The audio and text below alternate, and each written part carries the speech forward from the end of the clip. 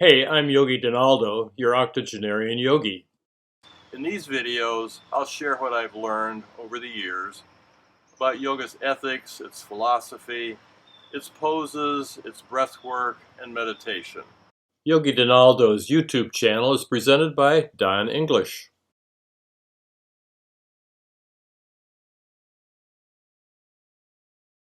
May we be protected together, may we be nourished together, may we create strength together, may our work together bring spiritual awakening, and may there be no disharmony among us. Om Shanti, Shanti, Shanti. Peace, peace, peace.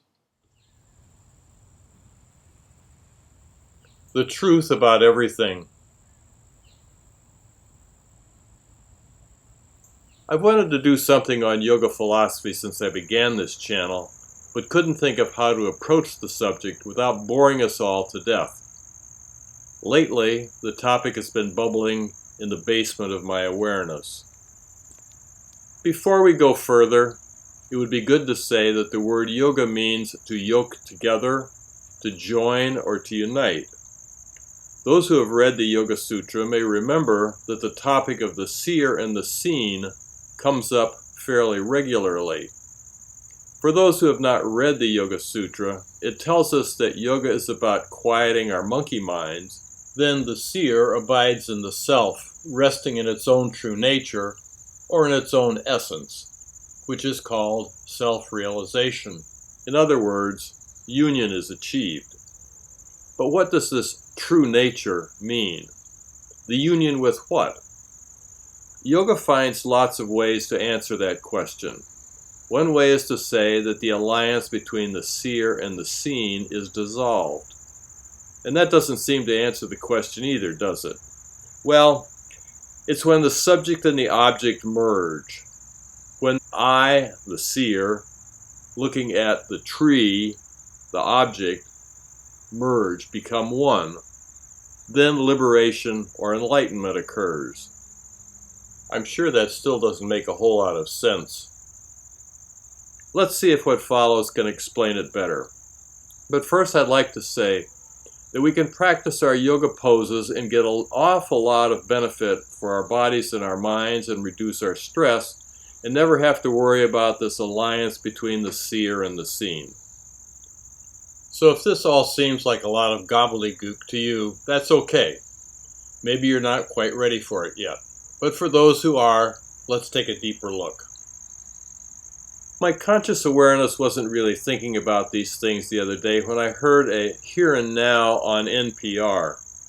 They were interviewing Elizabeth Miki Brina about her new book, Speaking Okinawa. It's an account of how she comes to terms with her relationship with her mother. Her father was a white Anglo-Saxon Protestant and her mother was Japanese. Because of the language barrier, she felt disconnected from her mother.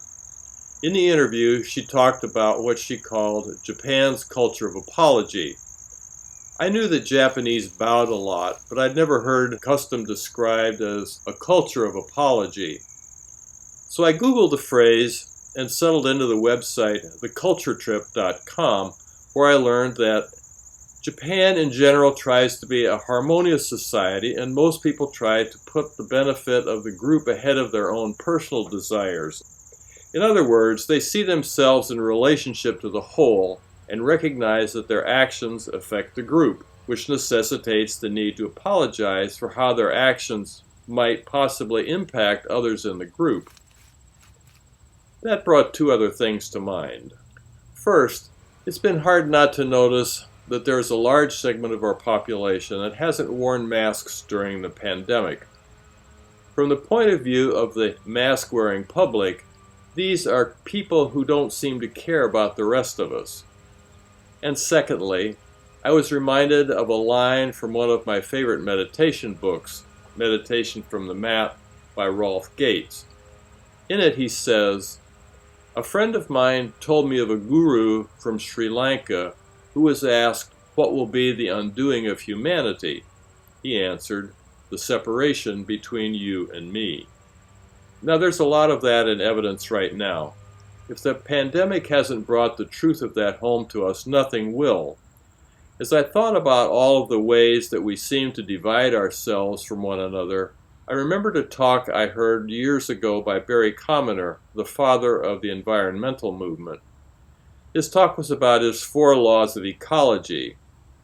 The first, everything is connected to everything else. The second, everything must go somewhere. Third, nature knows best.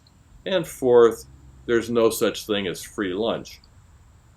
It was his first law that has stuck with me all these years. Everything is connected to everything else. During this pandemic, nothing seemed clearer to me. We all breathe air that carries the virus, and we spread it from one to another until it's circulated around the globe and infected people on every continent. Still, there are millions of people in this, and probably other countries, who refuse to wear masks, don't social distance, and probably don't wash their hands either.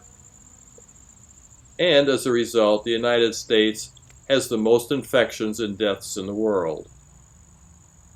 When I first began yoga, my teacher used readings from several books to begin and end her classes. One was Jack Kornfield's A Path with Heart.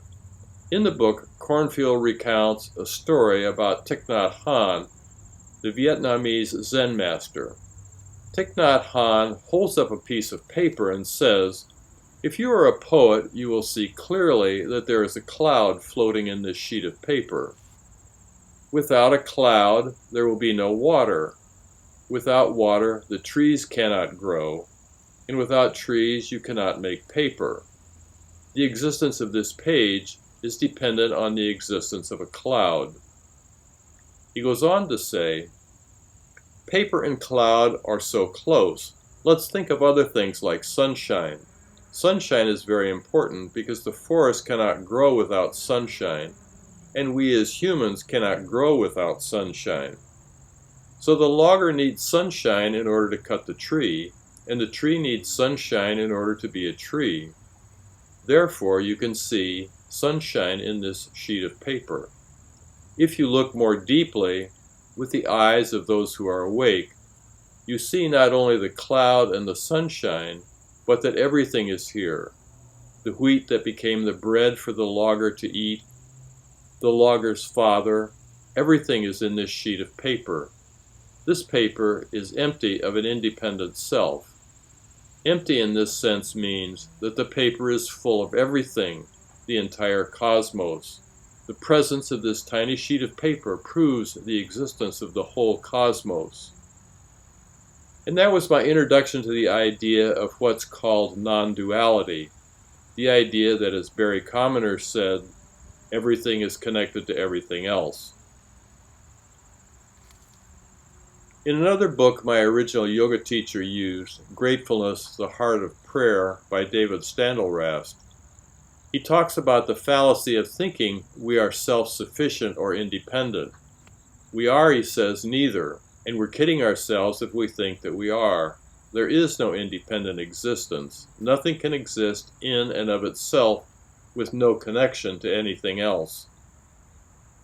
We are all interconnected. We see ourselves as individual entities, often self-sufficient and self-sustaining and independent.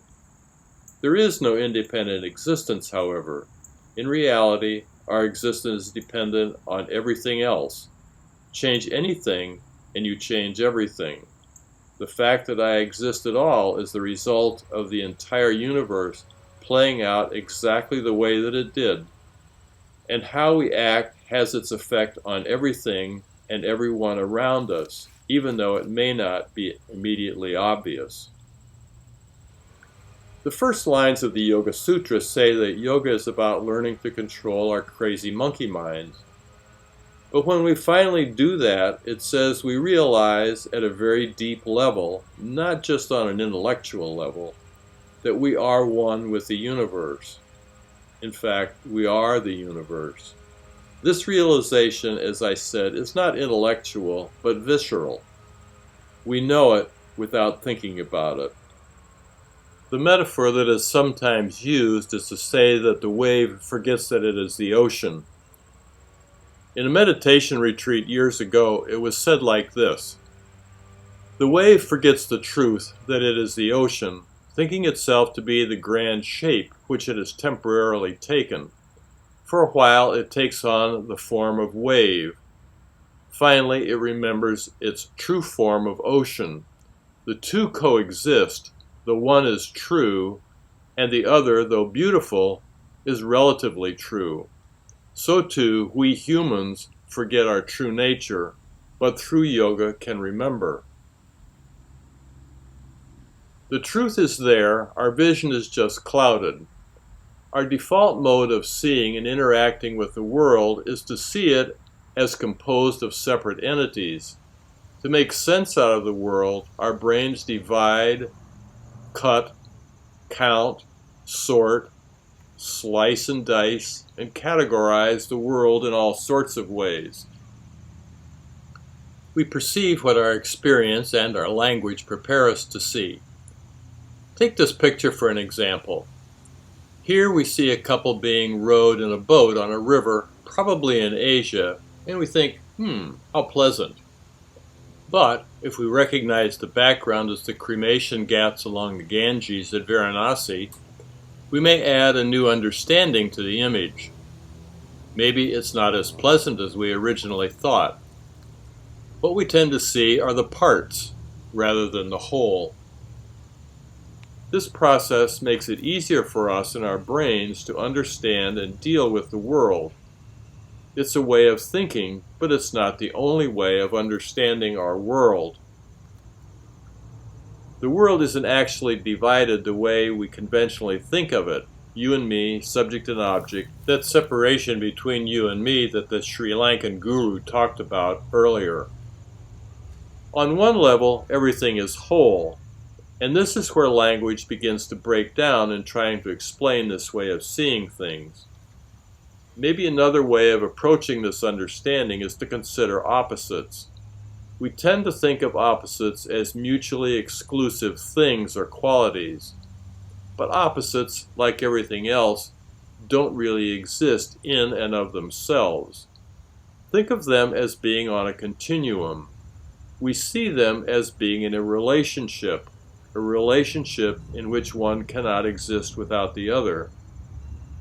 The yin-yang symbol represents this interconnectedness, this interrelationship among all things.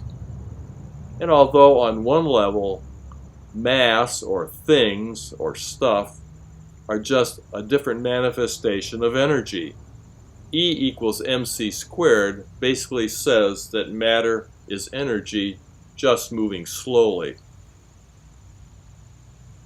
Let's look at Thich Nhat Hanh's piece of paper metaphor again.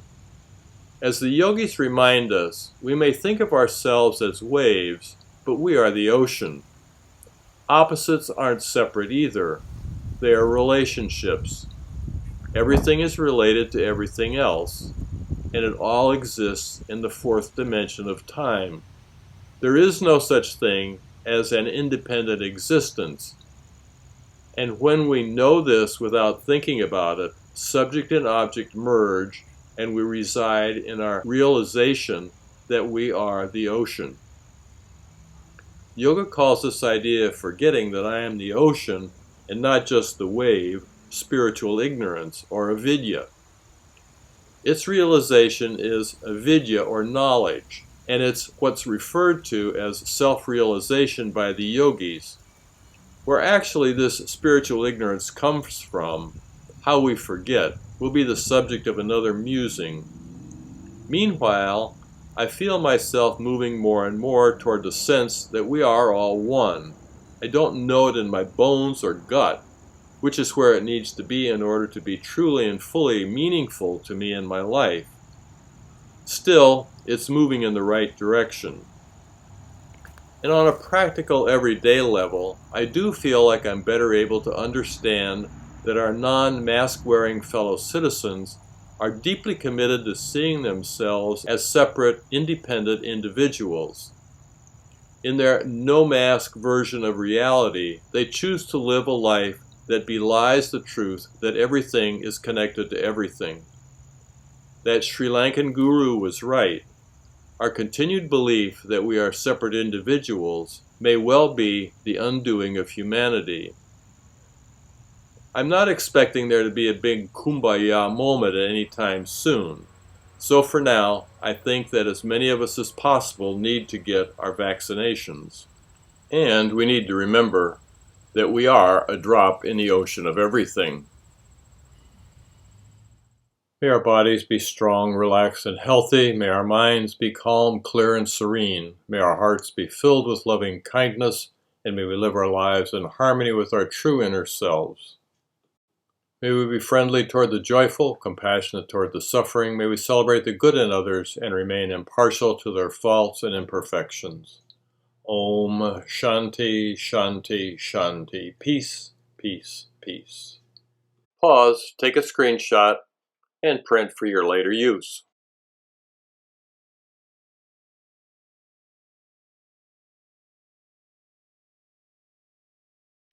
I hope you'll subscribe and share these videos.